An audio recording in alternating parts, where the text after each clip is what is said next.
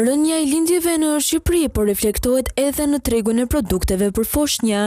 Sipas të dhënave të Instat, gjatë vitit 2024, numri i foshnjave të ushqyera me formulë artificiale ra në 3459, niveli më i ulët i 6 viteve të fundit.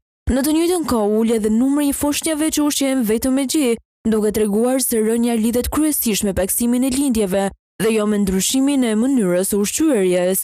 Në vitin 2024 në Shqipëri u regjistruan rreth 22.000 lindje, nga mbi 28.000 në vitin 2019, një tkurrje prej afro 22% në vetëm 5 vjet. Me më pak foshnja zvogëlohet edhe kërkesa për produkte si formulat e qumshtit, pelenat, shishet, biberonët dhe ushqimet e specializuara.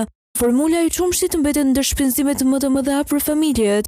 Një kuti kushton mesatarisht 18 deri në 30 euro, ndërsa një foshnjë ushqyer vetëm me formulë mund të konsumojë 6 deri në 8 kuti në muaj, duke e çuar koston mujore në rreth 120 deri në 220 euro.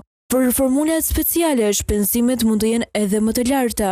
Sipas revistës Monitor, tkurrja e numrit të foshnjave që përdorin formulë pritet të ndikojë edhe te farmacitë, supermarketet, importuesit dhe distributorët, të cilët po përballen me një treg gjithnjë më të vogël për produktet e kujdesit ndaj foshnjave.